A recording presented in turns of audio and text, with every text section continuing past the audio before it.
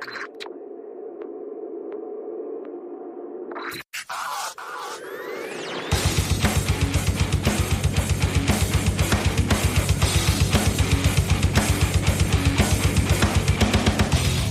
dealing with a falsehood, you're faced with two options. You can accept it or you can reject it. The basis upon which we take one of these actions is a product of our critical thinking capabilities and a desire to know what is true instead of confirming our bias. A lie can travel halfway around the world while the truth is still putting on its shoes. On Brainstorm, we choose the hard truths over the comforting lies. Reason, compassion, skepticism. This is the Brainstorm Podcast.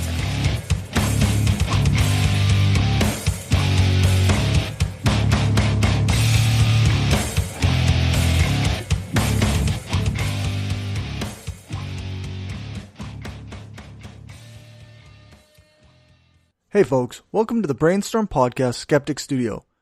This is usually our interview portion of the show, but we had some technical issues that caused our interview to not happen. So for this episode, and for a couple upcoming episodes, I'll give you the audio from some of our talks at our Shift to Reason conference that we had in 2016.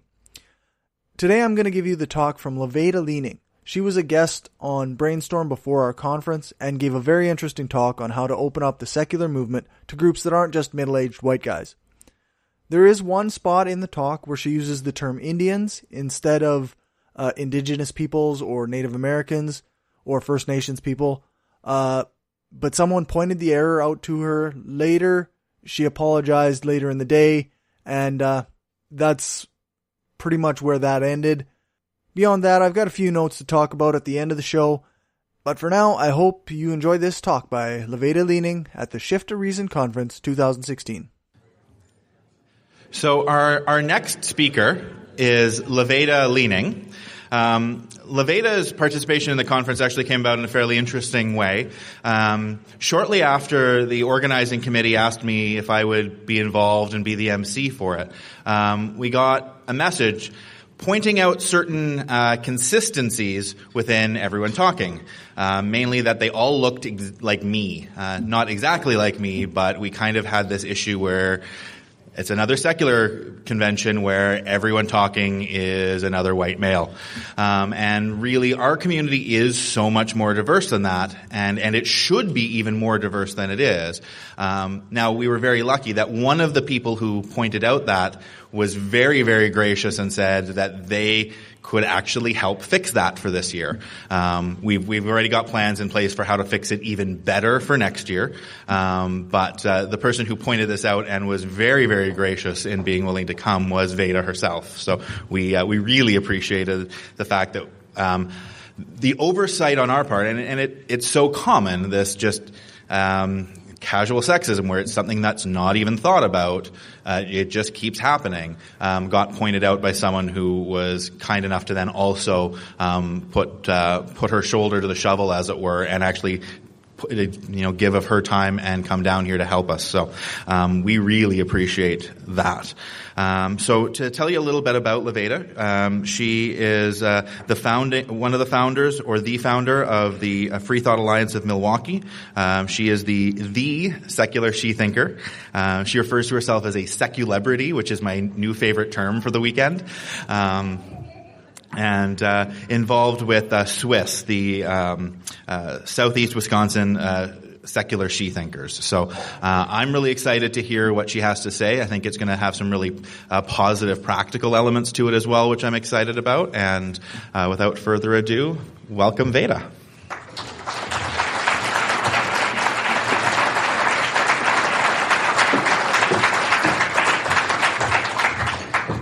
Hello, Canada. So glad to be here. And isn't it wonderful to be surrounded by so many like-minded people? I mean, I don't really know where all of you are from. I assume it's nothing but grass outside of the city here. And no one for miles and miles, no other atheists, no other skeptics or free thinkers. I wonder how true that actually is. How many of you here are part of a secular or atheist group or free thinker group or any kind of group with similar thoughts and feelings that we have where you're from. Can I see a show of hands? Wow, that's actually more than I expected. Well, that's good. How many of you are leaders of those groups? No, that's pretty good. Like 6. That's pretty good. Well, we can't all be chiefs. We need Indians too.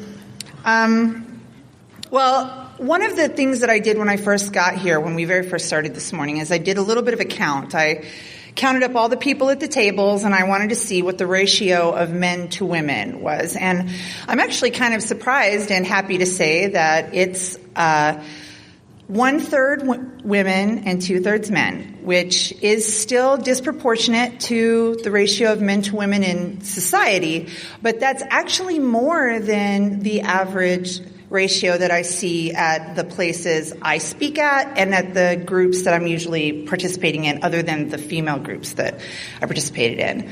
The ratio for them is usually 1 in 4. So for every 1 woman, there's 3 guys. And, this isn't my favorite term, but it gets thrown around a lot. It's a sausage fest. And, I'm from Wisconsin, and we like sausage. So there you go. For those of you who don't know me, I have a YouTube channel called The Secular She-Thinker.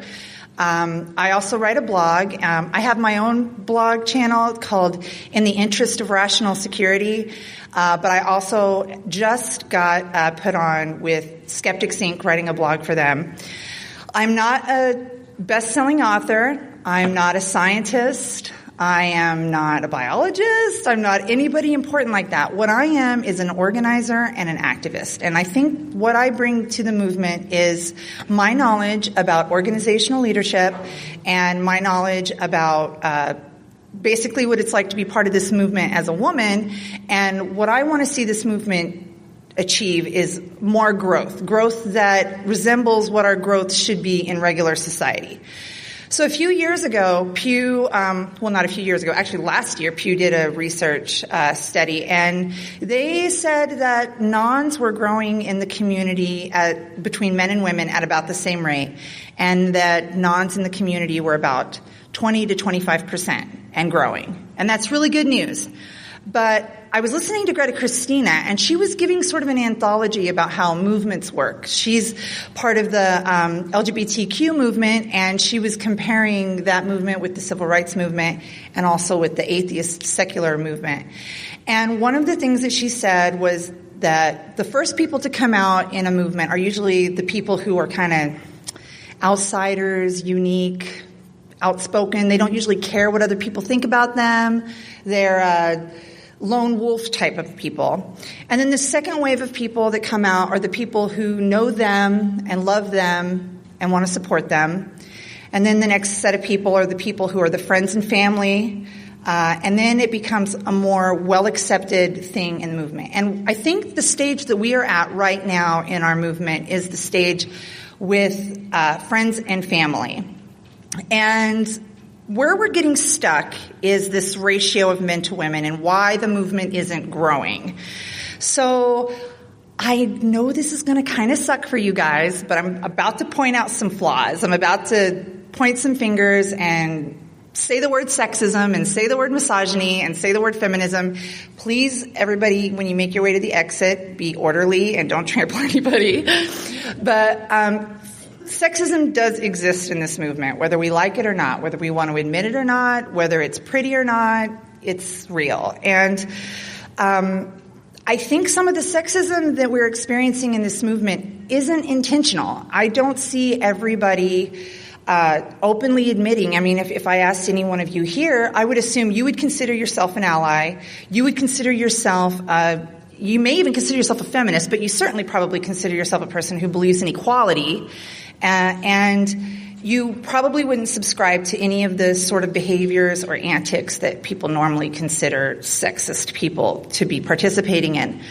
But really, it's the little things that we do that what some people call microaggressions, but it's the little things that we say and do and the little things that we let slide that build up and create unsafe places for women and create environments that women don't want to come and be part of. And then in turn, they don't want to come to the meetings or the conferences. They aren't encouraged to lead these conferences.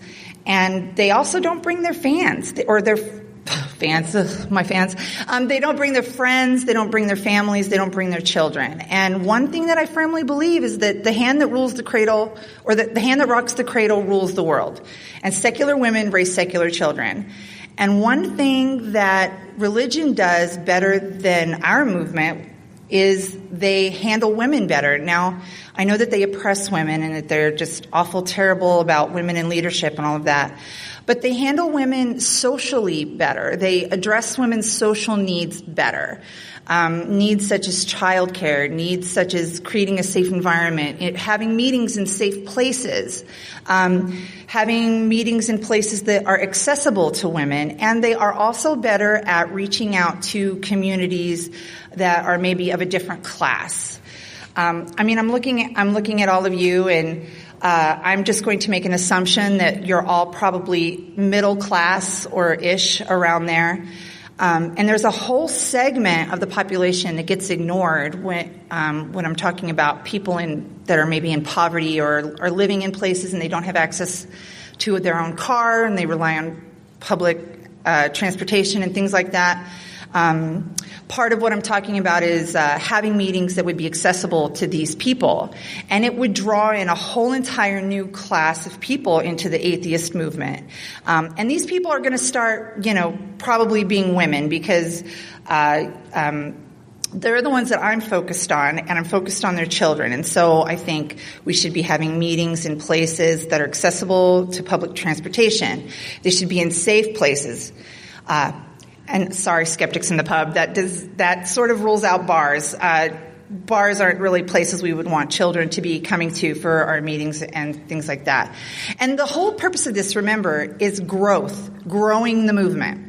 Remember, women are 50% of the population, we're 50% of the talent, and we're 50% of the money. And I don't know how many of you here are business people, but that's my background, organizational leadership and business management. And I think about things in terms of marketing and in terms of money. And we're really not marketing to women very well right now. We are projecting an image of middle-aged white males, academic, middle class, and it's kind of turning them off because it doesn't feel inviting to them. It doesn't address the needs that they have. For example, besides the child care needs, when the children come, I see we have a lady back there with her baby.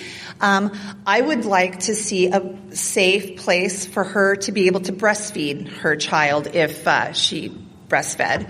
I'd like that to be an option. And even if she's the only one here with a baby, she's the only one who's concerned about breastfeeding, she might go out and tell other people, wow, they were really concerned about my needs. Or other people will see that and tell their friends. And we'll be more inviting to people. There aren't any children here like in the ages of coloring books or anything like that, but coloring books. How many of you heard about the Satanist coloring book? It wasn't that great. I looked at that and I thought, why don't we have something like that for the kids that come to these meetings? How fantastic would that be? And we could give artists in our community an opportunity to do that. Preferably female artists. Wouldn't that be fantastic too? So having something enriching and educational and enlightening for the children to come and to do while we are enriching and enlightening ourselves. This is something that I feel is fundamental to the idea of growing the movement.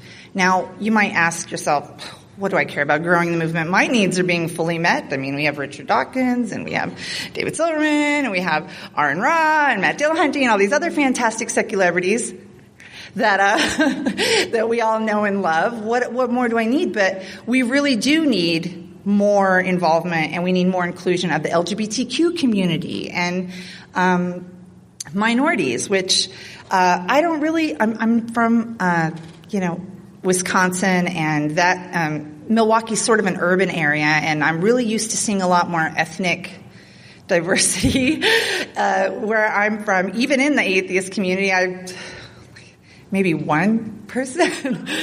I don't know how common that is for Canada, but just inviting people and having the people who want to show up isn't enough. I think that you should be reaching out to people and actually actively inviting them. So, let's just take, for example, a university. Now, you might reach out to the Atheist, the Secular Student Alliance at the university. But there are also other groups that you can maybe reach out to, the feminist organizations on the campus, the Black student organizations on the campus. Send them invitations to attend. Maybe send them an invitation, an opportunity maybe for a 10-minute speech, something like that. When it comes to these sort of events, I know it's important to have the big names. I mean, I very much appreciate the Unholy Trinity. I'm a big fan of theirs, and they are probably one of the reasons why I get drawn to conventions as well. But if we don't provide the opportunities for people outside our favorite celebrities to come and do their talks, we won't learn who else has important things to say and add. And what I want you to do with the information that I'm telling you right now is I don't want you to take it on yourself, and I don't want you to feel bad, feel like I'm attacking you. I don't want you to feel like you've been screwing it up or whatever. I just want you to listen to what I'm saying and take it as an opportunity and a new filter to look through, so that when you go back to the organizations that you're all part of, which I was impressed, there's a lot of you that are part of organizations, I would like you to tell them what you heard here. I would like you to give them some examples that I'm giving you of how they can grow your group and how they can grow secularism, atheism, skepticism, free thought in your communities. I think that it's important to attract women, attract minorities, attract the LGBTQ community, and to do the things that they will find appealing. Now, some of the things they find appealing are the safe places, the enriching things to do for their children, but other things they might find appealing is when you have your meetups listed and people can invite, RSVP to the meetings or whatever. Some women, when they look at those lists and they see that they're all men, they think, oh, this isn't a place for me. I'm not sure if I want to go be part of this. Be aware of how they're seeing that. Also be aware of where you're having the meeting and how that might be perceived to them. So if you have your meetup at a bar, they might think that this is a meetup that's not that serious, or there's a hookup. It's certainly not a place for kids. It might not be there to meet their needs. Women don't have a lot of time out of their month to dedicate to this movement. I mean, I do. I have to admit, I don't have children. I'm not a person who's easily put off or scared away. In fact, the more resistance you give me, the more likely I am to fight you. But not all women are that way. So some women are very easily scared off. So when you have your meetings and you have people who are there just to hook up or just to meet someone, I mean, I know that we all want to meet people who are like-minded as friends and as partners, but these meetings aren't solely for that. A lot of us are coming for information, especially if we're coming about information that we want to use to help our families.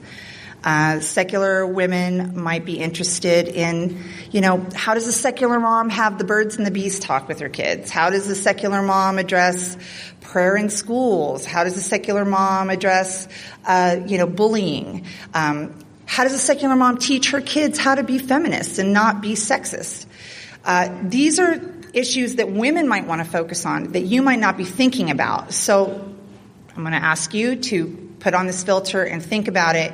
So when you go back to your groups, you can say, okay, well, we want to attract women. Women might be concerned about sexism. How might we be doing things that could be perceived to be sexist within our group? Hitting on women, uninvited sexual advances, that might be something that turns women off. Women certainly talk about that stuff and spread that message. So if that's happening, you need to actively address it. And I know that can be really hard, especially because a lot of men in our movement consider themselves feminists or consider themselves allies. But in this case, you're going to have to be active. I didn't get a chance to talk to a lot of you personally, but I don't know how you feel about the word feminist. The word feminist kind of has a stigma attached to it, similar to the word atheist, and not a lot of people want to call themselves feminists. They want to say the word egalitarian, or they want to use the word equality instead. But I use the word feminist for a specific reason, and that reason is because it denotes an interest in women's issues. And I'm a secular feminist activist. I'm trying to raise awareness that these issues exist and that there's things that we can do to resolve these issues. So actively being a feminist and actively addressing these issues is going to be important when it comes to growing the movement. I actually wanted to do things a little bit differently than the other speakers did. I wanted to have time to let you ask me questions outside of the panel because my talk seems to be really different than everyone else's. So my actual talk's going to be a little bit shorter. So just be prepared with questions if you want to ask me anything. And I also wanted to take a second and acknowledge Dusty. So she's like, what? In my original speech, I had listed a few secular feminist activists that I admire and that I looked up to. One of those was Madalyn Murray O'Hair. Another one was Vashti McCollum. Do you guys know who Vashti McCollum is? She also, along with Madalyn Murray O'Hair, became part of the movement because they had issues with their children in school and religion in school and how that it was affecting them. And Dusty, I would just like, you are among some very esteemed alumni. So congratulations to you. And thank you for being a feminist. And thank you for being able to stand up in our community and speak out against these things happening with your kids and be strong and being a good role model for them. I really appreciate you doing that. Good for you.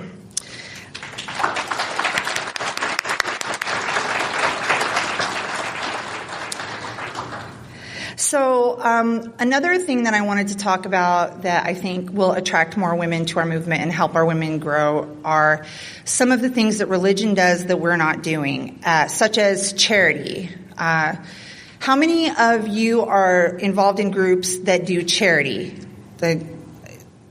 That's okay. Is it your atheist groups that do the charity? No? Yes, you couple? Well, one of the things that I think religion is beating us out on is their ability to marshal the troops and do good charity work.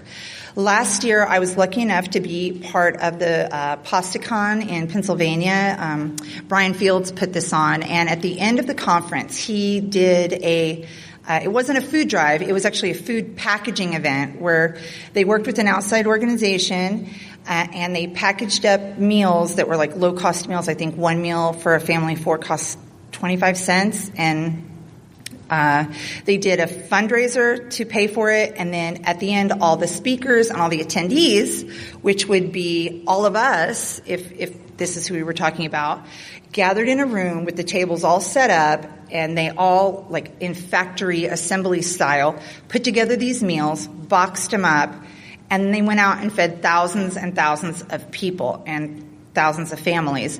And I felt so good about that, and it really wasn't that hard.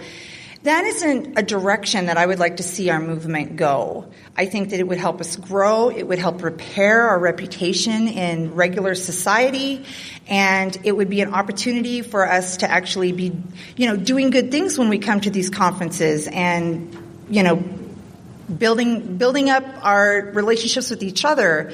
I was packing food alongside Richard Carrier and Aaron Raw was there, Matt Dillahunty was there. It was fantastic. It was so wonderful. I would like to see us do more of that. I think that would be one way to grow the movement and attract more women, because women are really minded we're really oriented for that kind of thing. When we do something, we want it to be impactful. If you only have 2 hours a month to dedicate to something like this, you don't want to just go into a room and listen to a bunch of guys complain about why God isn't real. No offense, you guys. I know there was a lot of God talk today and a lot of Bible talk today. But when I consider the title of this conference, A Shift to Reason, I'm thinking reason as in equality and sexism is unreasonable, and I think that misogyny is irrational, and since that's the kind of world that I'm coming from and that's the kind of activism I do, I wanted to make my talk be about that. I wanted to raise awareness with you guys so that you can change the culture that you are working in within your communities. I actually had a funny joke in here about the unholy trinity, about how we need a women's group like that, something like we can call ourselves the Nons, and we could wear something like this with a habit. It could be fantastic. I do it. But anyway, our movement, I mean, I don't even know how many of you agree with me calling this a movement. That's not even something everybody is agreeing on. But I consider this a movement, and movements are about change. And if we want to change the movement and grow the movement, we're going to have to change ourselves and address the issues we have within ourselves, the sexism that and women can be sexist too. There can be sexism against women on women, women on men, men on women. I mean, it's everywhere. It's ingrained in us. It's because we were raised in a religious society, and that is left over from religion, whether we are part of that religion or not. So I'm acknowledging that it sometimes is intentional, sometimes is unintentional, but we have to look at ourselves if we really want to change and grow this movement. And another reason that we want to grow this movement is so that we can have more political power. I see too many instances like Dusty's where people are exercising their political power to insert religion into our lives.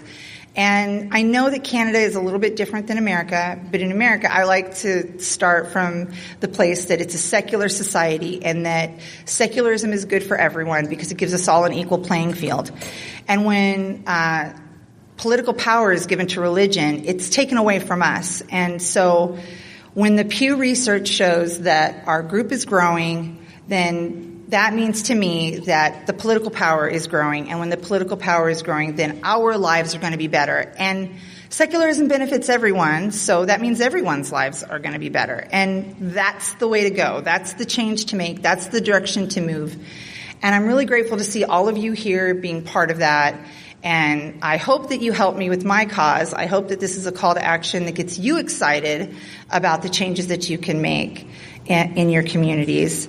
And you can have fun doing it too. I mean, it doesn't have to be all boo-hoo as me. And I know probably all of you don't get as many dick pics in your mailbox as I do, or rape threats even, death threats. And like I said before, the movement gets started by people who are willing to knock down those barriers, bulldoze down, take those hits, weather the storm, and build the shelter so that the rest of the community can come in and join us. So that's where we're at. We are at that cusp where families are going to start raising secular children, and the society is going to start moving that direction. But in order to do that, we have to create a safe environment that welcomes women.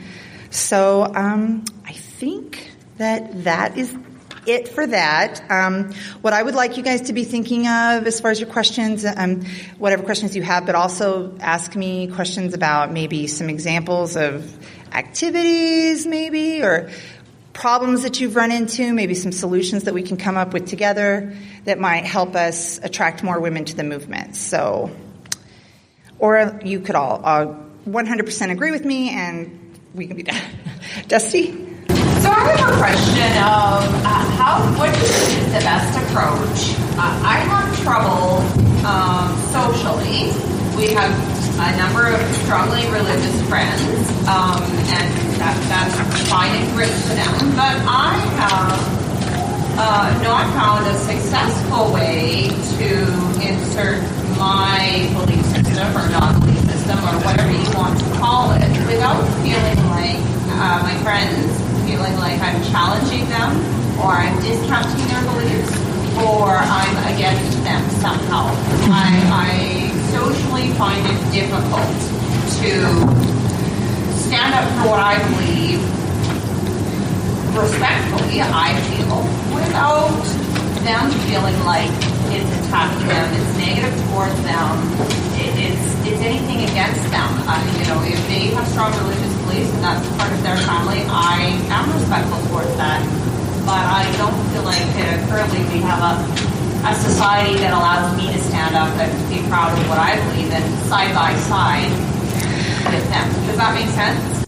So I'm just going to try to repeat your question back. You're wanting to know how a person who isn't naturally assertive and naturally outspoken, how you can fight back against the oppression that you feel.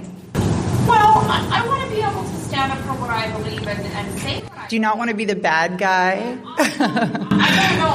I haven't found a successful way to do that without strongly religious people feel like I'm attacking them.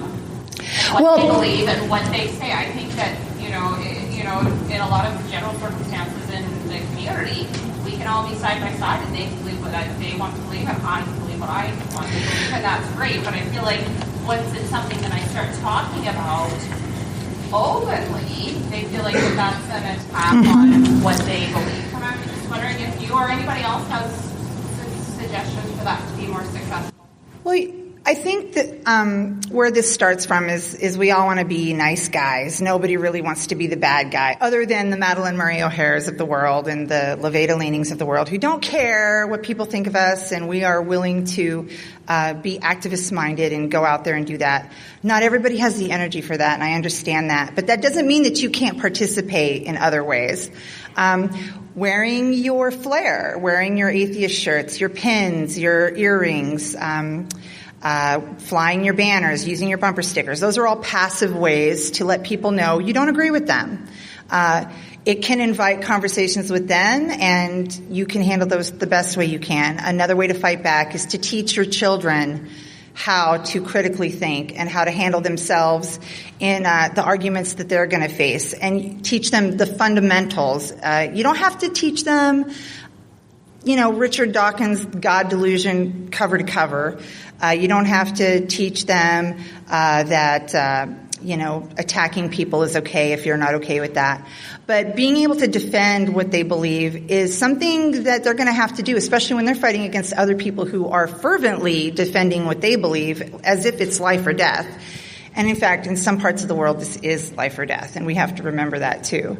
But you can do the nice guy approach and be passive. You can. It depends on who you're arguing with or who you're facing. I like to have a toolkit of debate. I'm not an expert on anything, but I think I know enough science that if I need to debate someone based on science, if they want to use science to defend religion, I think I have enough knowledge that I can do that. If they want to use history to defend religion or some other logical fallacy, I know enough about the historicity of the Bible and the historicity of Jesus that I can pretty much, knock that argument down. There's little things. It depends on the person you're arguing with or the person you're debating with. But I would say when it comes to addressing these issues in the broader community, leading by example is important. I know that we don't have it all perfect in our community yet. I know that we still have issues of stealing and killing and raping and all these other horrible things that are prevalent just because we're human beings. But we should be trying to lead by example, not judging other people, but by taking care of our own business and our own backyard, challenging each other when we see someone within our community doing something wrong, whether it's sexism, misogyny, stealing, being liars, plagiarizing, or any other kind of unethical thing like that. We need to be able to challenge each other so that when we're facing them in their community and we're challenging them in their community, whether it's the sexual abuse of children or whatever, at least we'll have that leg to stand on. I think that that's important. Did that help? I saw a lady's hand back there in the back earlier. Hi, my name's Helen Beach. I'm from Calgary. I'm one of the directors of Center for Inquiry. I have a couple of things. I actually am one of those ones that hates the word feminism, but I am a feminist. I will openly say that. I have had to get rid of P.Z. Myers because he is so over the top. I think some of you know the kind of activism that he does, and it just really gets up my nose. But to the 2/3 of the men here, I have a comment, and we have lost board members because of this. Guys, You talk, we listen. When we talk, you turn and talk to your buddy. Don't do that. Listen to what the women have to say. And that happens all the time. Okay, I'm done with that. Second thing, you can fight with me later. I'm going to make a note. Second thing is get a little fundraiser going. There's Dan Barker and Dale McGowan have children's books that you can get in your kids' libraries.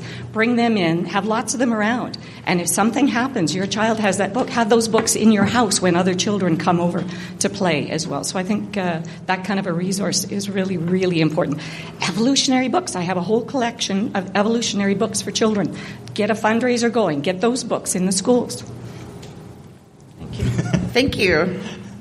Yeah, she's right about how seriously men take women's issues. One of my goals was that I wanted to see 50% participation in these kind of conventions and things like that. I wanted to see 50% female speakers, and I wanted to see 50% female attendance. And then I heard someone say something about how they think that that's some sort of affirmative action and that somehow that lowers the quality of attendees and lowers the quality of speakers. And there may be a point to that, but I think that we should be actively trying to change that, and we should do more work to seek out and change that. But I think what it really comes down to is that they're afraid that if they invite these women, the men that come will stop listening. And what I would like to see is the men that come actually care about the issues that we're bringing up, because don't you have daughters? Don't you have wives? Don't you have moms? I'm sure that these issues affect you even in an indirect ways like that. And there's ways for you to, rationalize caring about somebody that doesn't have a penis. So I would like to see when women talk, men listen, just like she said. I think that that's important.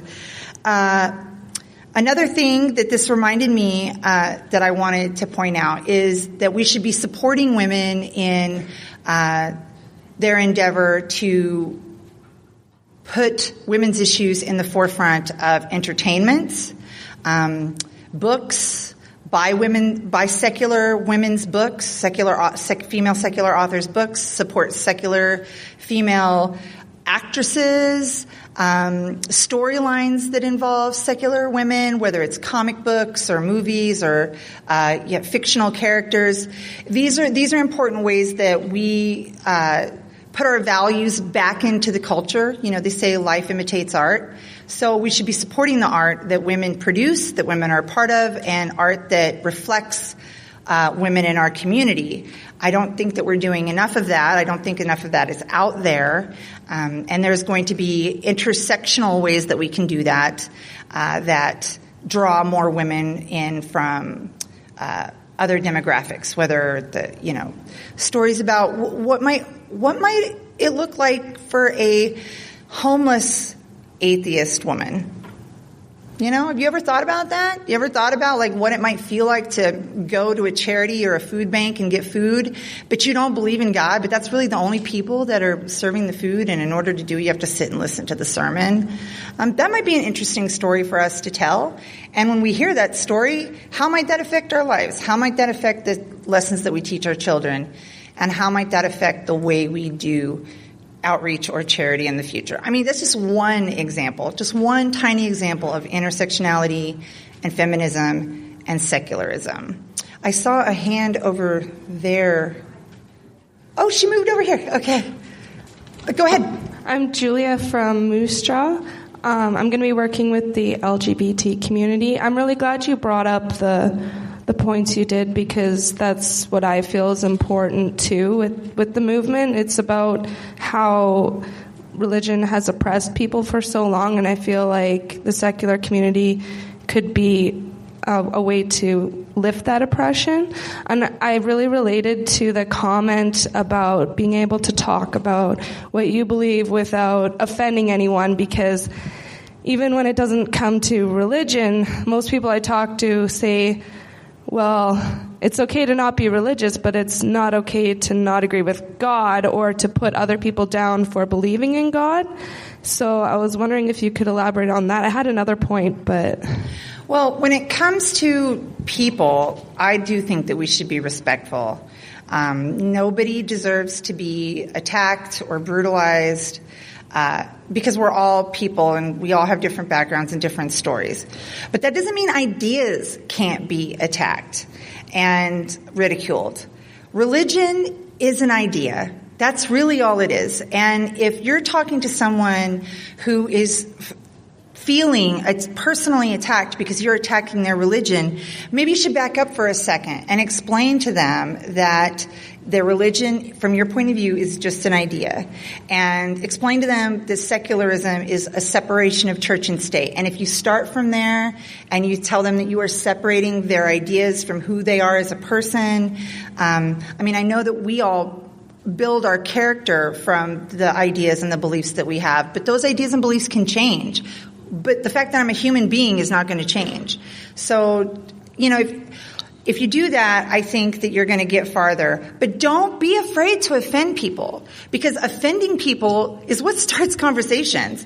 I don't know how many times I have said something offensive and, a lot of times even wrong, and it starts a conversation that either moves the person closer to me or me closer to them.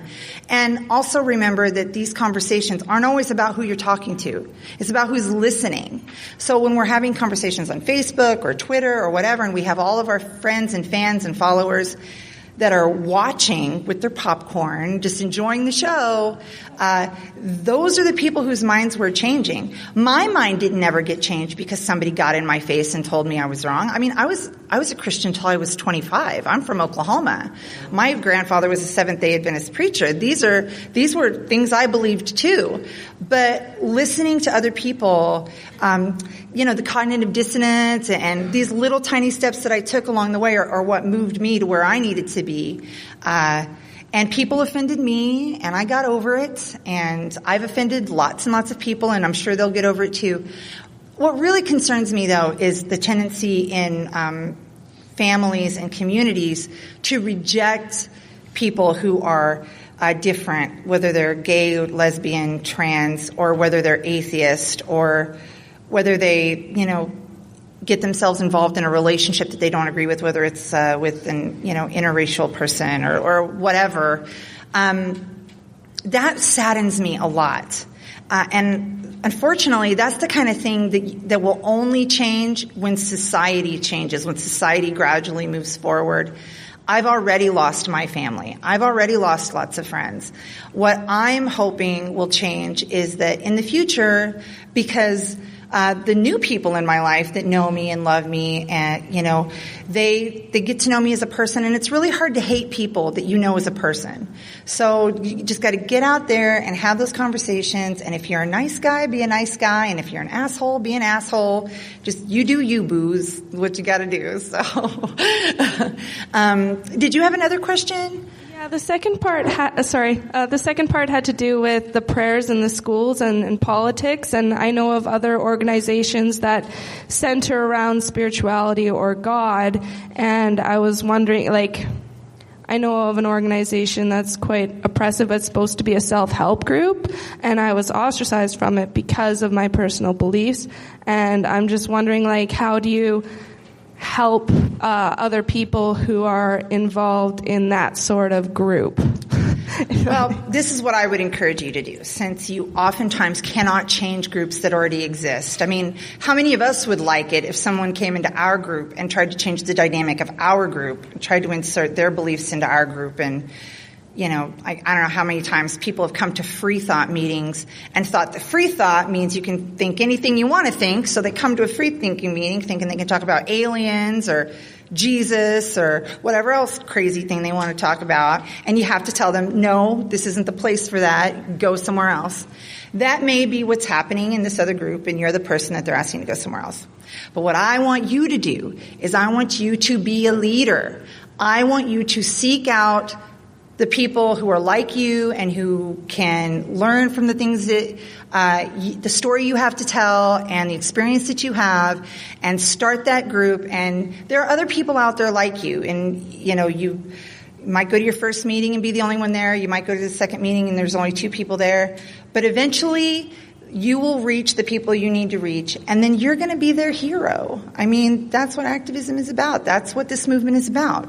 You got to change the dynamic, and that's kind of risky sometimes, but using those experiences where you've been the one to be rejected, use that as fuel to help you move this movement where it needs to go.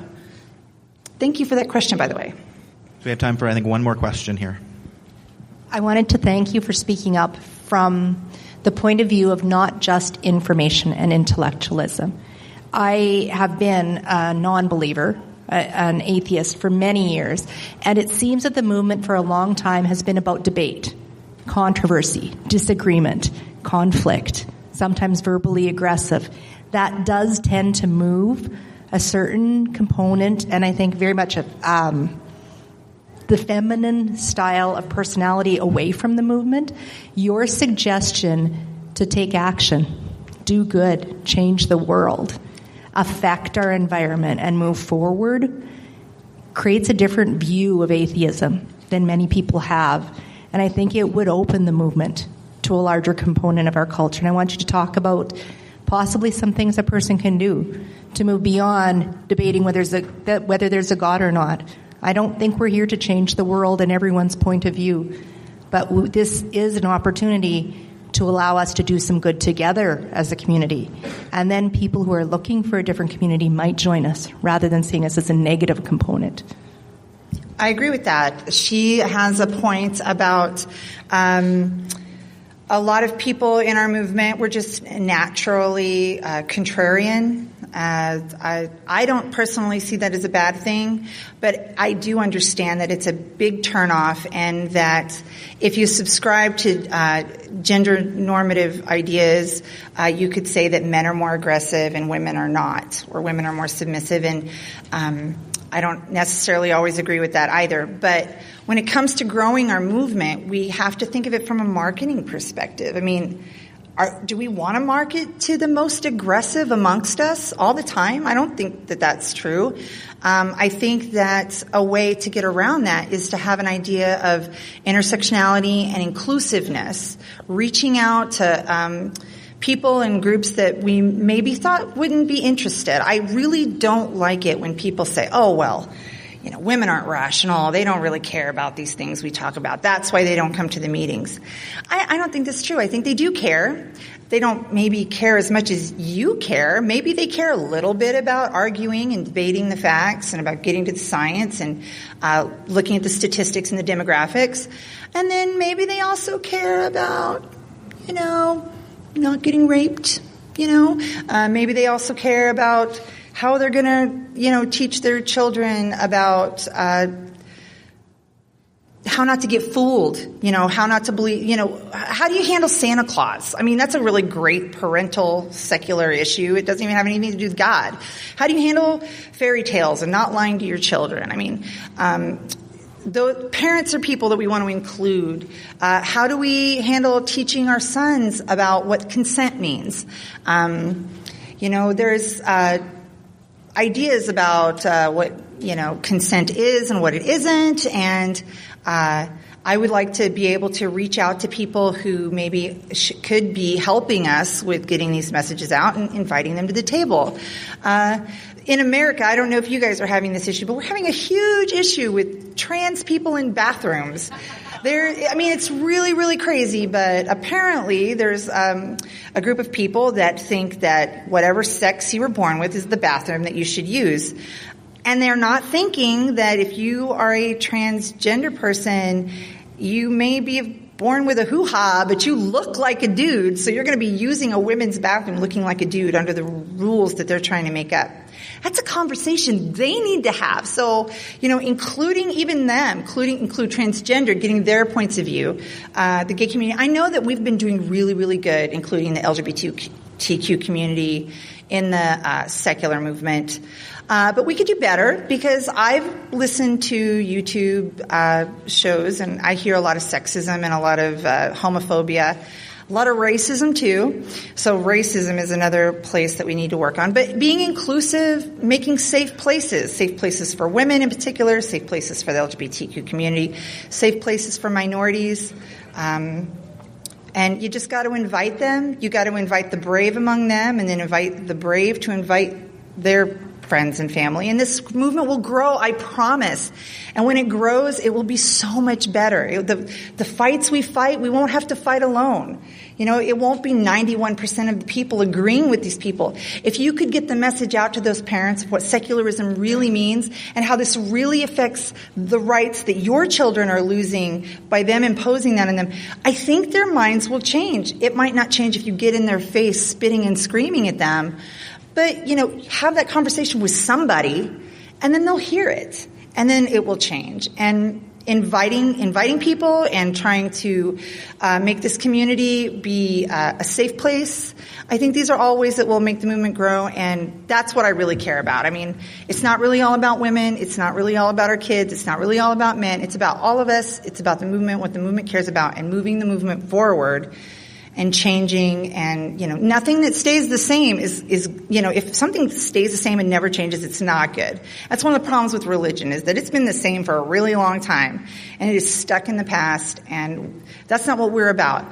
Secularism should be a bright, shining beacon of equality, and right now it's not quite there yet, but I know we can do it. I believe in all of you. Did you have a question, honey? I know he said no more, but go ahead.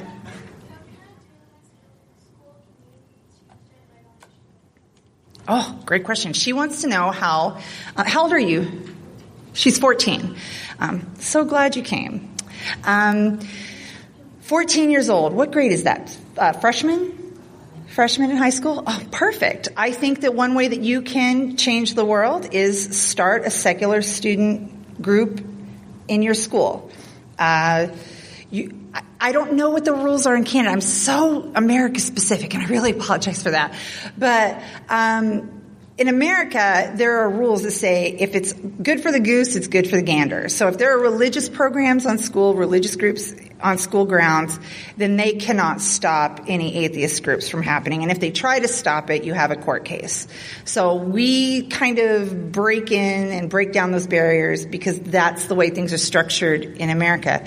But talking to Dusty earlier, I got kind of the exact opposite inclination in Canada, that there is no such secular stipulation that everybody has to start from, that secularism is sort of just a natural tendency in your community that some people fight against. So I would say start a club, give it some really snazzy name with a cool acronym, get matching T-shirts, signs, pick a fight, have a debate, crash a dance, do a picket, do a protest. That's a really good way to get some attention. Get on the news, write op-eds, write down your story, keep track of everything that's happening, and who knows, in 4 years, you might be so famous that the Richard Dawkins Foundation is paying for your college. So do it. I'm not joking. This is a way for you to make it happen. With that said, I would like to thank the Brainstorm podcast for inviting me. I would like to thank CFI for putting this on. I'd like to thank all of you for coming and paying the price to make this thing happen. I hope you take the information that I've told you back to the communities that you come from, and you perpetuate this idea of activism and organization for secularism where you are, and make it safe for women, and invite the women that you know, and it'll be wonderful. So thank you guys so much.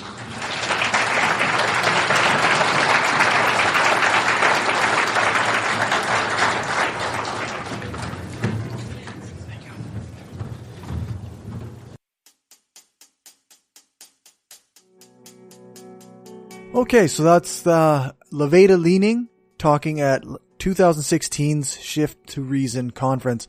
I hope that we can get another conference going here soon. That we're just trying to get our communication back in place, because life is so busy and everybody's been so busy over the last year and a half. to 2 years. I guess 2 years now, since we had the Shift to Reason 2016. But anyway, a couple things about the show. First, the schedule is going to change a little bit.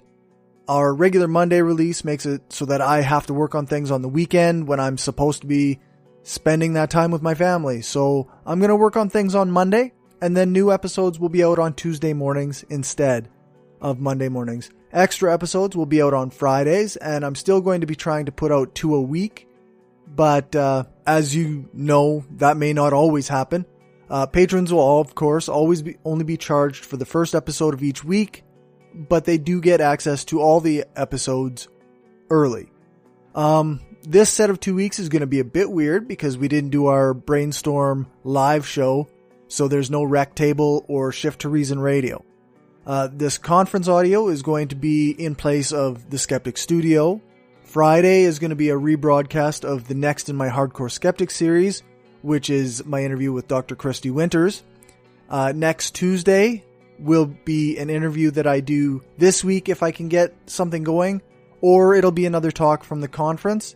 And then I don't have anything lined up for the following Friday release, but that night we go back to our regular live show on the night of May 11th with our guest Baba Brinkman, and hopefully everything works that night.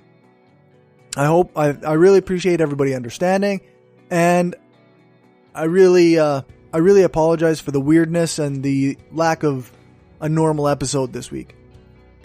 As for regular Brainstorm stuff, we got some listener feedback.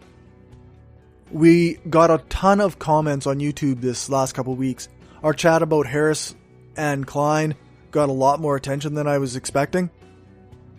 And when we put out our mini video on our Jordan Peterson chat, it got, 150, 200 views.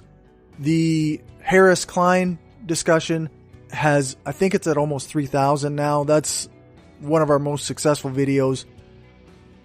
So that brought a lot of attention to that video or some to our other videos.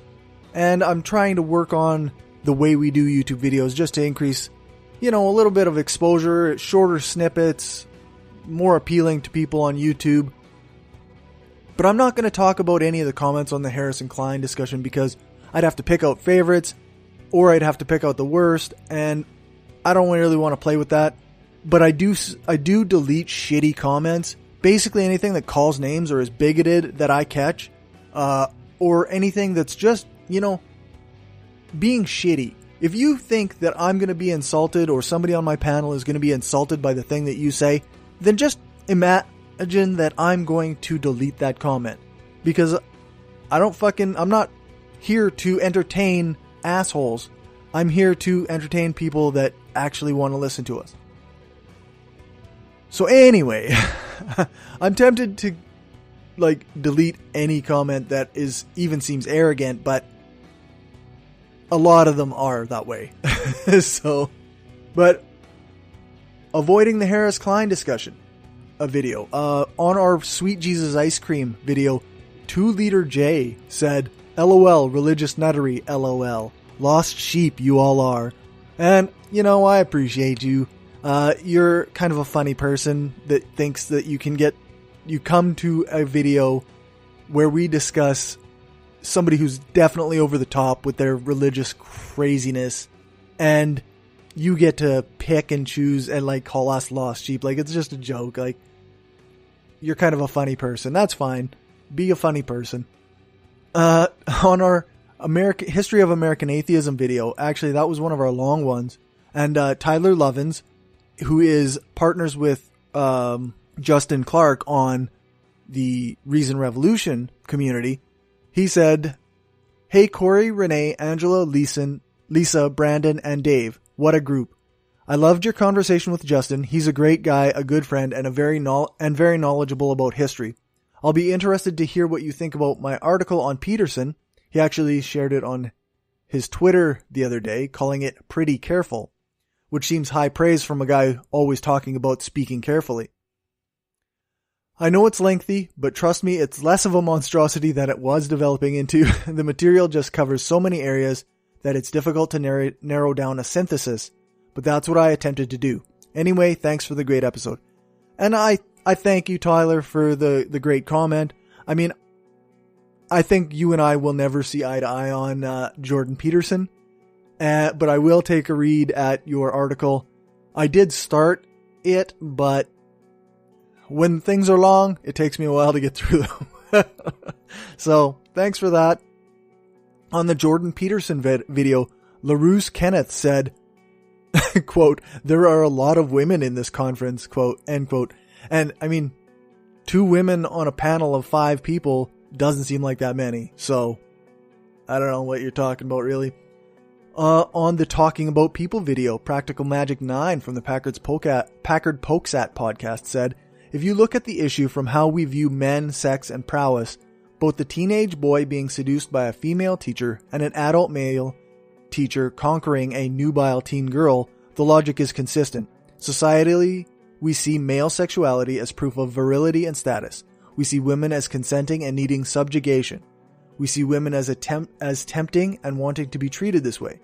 I think that we also justify this by objectifying both sexes. Dehumanizing is how we distance ourselves from these very morally questionable ideas. Gossip, the anonymity of the internet, etc. are also easy ways to remove ourselves from ownership. But now that is changing. It's easier to be held accountable for what we say and think." And I think that she nailed it. I mean, the way we view men and women and sex and the objectification of people, as well as the shaming of people who don't fit into our very narrow ideas about sexuality, I think it's all very consistent. Like, the men are predators, the women are the prey in the way that people view sexuality. And I think that that's pretty demonstrable. I think that's pretty obvious within society. Thanks for the question, or for the comment, Practical Magic. On Twitter, at Jeff Nord said, "Enjoyed this discussion on Brainstorm Pod about people. The overall approach to the Klein-Harris events is much appreciated, particularly in light of Harris's most recent housekeeping before the episode with Sean Carroll." I think that, and Lisa and I disagree about Sam Harris quite a bit, but I think this recent thing where Sam Harris said that he's done with the far left, and he thinks of Klein as far left. I think he really, I think he's just ignoring his bias in the way that he said that he doesn't have any, right? He thinks he's not thinking tribally, and then he condemns and dismisses an entire group of people, many of which he doesn't even know their philosophy, because he's never actually spoken to somebody from the far left. Like, I know that people say he talks to a lot of different people with a bunch of different ideas, but I have yet to hear him talk to an actual communist. Like, since when have you talked to the far left if you haven't talked to an actual socialist? Like, I'm sorry, that's not how this works. Klein is still a capitalist in a capitalist society. He's a lefty. He's a social justice advocate. He's actually a guy I really like. But far left? Sorry, Sam. You don't know what the fuck that means. But thanks for the comment, Jeff. At Jeff Nords on Twitter. I also want to mention that I got a couple messages from friends and fans of the show that were a bit concerned with the way we handled the Klein-Harris discussion. Sometimes we lose sight of the damage we do when we act like a discussion about race and IQ has no real-world implications. People of color face a barrage of racism and stereotyping that can cause them to lose job opportunities. It can cause them to have trouble finding housing, and it could cause them to have trouble with banks, or in the extreme, it could cause them death in facing police who make assumptions. And I'd like to take this chance to apologize to anyone who was hurt by our discussion. And like I say, we're a mostly white group, so we don't always get it right. I hope that we are learning, and I hope that we can develop as time goes on. I really am sorry that we handled it in an insensitive way. We also got an email from listener Will Driver, who we had as a guest on the show last summer. And he said, "Hey, I have a longer email to send once I sit down and listen to History of American Atheism while at my computer. I was amazed by that show. I have to note my thoughts while listening, but more on that later." So he continues, "I have stopped my jog to email you from my phone because I think it's important. You mentioned possibly not doing the one-on-one interviews anymore. These are the best. I learn so much and get in-depth looks at different perspectives. Please don't quit these. I love the crew, but these are powerful." So that's really good. On a side note, he says, "I had the kidney surgery on April 4th. He was going to donate a kidney. I'm recovering well, hence the jogging. The donated kidney is functioning very well. The recipient caught a post-surgery infection but is now doing well and should get out of the hospital soon. There are 3 more donations scheduled because of what I did. That means 4 total lives saved so far. Hopefully the chain continues." Okay, back to jogging. I appreciate that, Will. I really do. Not the least of which, I really appreciate that you put your own life in a position where it was, that is a surgery, that is a risk. You faced that down so that people who needed help would be helped. And I admire that. As for the comment on me maybe not doing the one-on-one interviews, it just seems like they don't get nearly the downloads that the rest of them do. Maybe there's something to the schedule. Maybe I do too many shows. But I really appreciate the feedback. And I mean, if you're getting something out of it, then I'll continue to do it. On to Patreon. Will, good pal Will, upped his Patreon donation. And I really appreciate that. You can do that. You can become a patron of the show by going to patreon.com/brainstormpodcast if you want. I really appreciate anybody who supports the show. It's really important to share it. It's really important to interact with us. Let us know that we're doing something that you value. Or constructive criticism is also always appreciated. But there's no new patrons this week. Again, thanks Will for increasing your Patreon donation. That brings us to the top patrons, which now includes Will, Bassett, Destin Doesn't Suck That Much, Bob Glenn, Daryl, Aaron, and Positively Skeptical. We got no new reviews on iTunes or Facebook this week. I have nothing to plug except for the YouTube channel. I've been working hard on that. I've actually been also working on the Hardcore Skeptic series. I still have a few interviews to do with that that I did and that I need to process. And then I have a few people that I want to interview regarding social justice. But that's fine. If you want to go to subscribe to Brainstorm Podcast on YouTube, that would be cool. Also, give our videos a thumbs up. Maybe thumbs down some shitty comments if I don't catch them. you know, help the show out. Help us out. For everything else, you can check out the show notes at brainstormpodcast.com or thebrainstormpodcast.com and our website, brainstormblog.net. Thanks to all of our financial supporters, Stephanie, Zach, the Utah Outcasts, Bassett, Will, Aaron, Daryl, Destin Sucks, Bob Glenn, Destin Doesn't Suck That Much, Magnus, several species of small furry animals gathered together in a cave, Positively Skeptical, Rob. Oh, and Rob. If you want to join them and help the show grow, then you can do that at patreon.com/brainstormpodcast. You can also support us by donating to our GoFundMe for the conference at gofundme.com/shift-2-reason-conference-2018. We're over $1,000. Again, I think I mentioned it earlier. We're still working on this. $1,000 doesn't get you much. We can't really host a good sized conference with that much, but we can work towards something. And if we can get things going, then maybe we can start selling some tickets.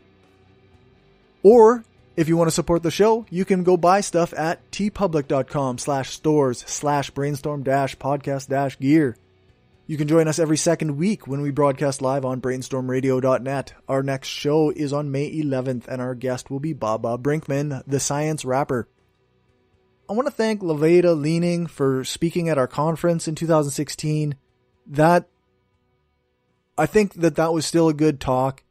There's been a lot of political back and forth with people, and I don't think very many people that I know are still connected to Lavada, but I still really appreciate this talk, and I really appreciate her coming to our conference. Thanks to Dave for our intro music. Thanks to Aaron Rabbi from the Embrace the Void podcast for doing the new intro voiceover. You can find his podcast at voidpod.com. Thanks to Alex Capper-Murdoch for doing the voiceover for our ads, and thanks to Jason Camo for our outro music. You can find his stuff at aloststateofmind.com. All music played is either with permission or under the SOCAN license to play. For more information on SOCAN, you can check out the music license info page on our website, brainstormblog.net. Remember to give us a rating, a thumbs up, or a fave on your podcatcher of choice. Join our Facebook group, like our page, follow us on Twitter, share the show, and spread the word. Thanks for listening, and remember, the truth matters.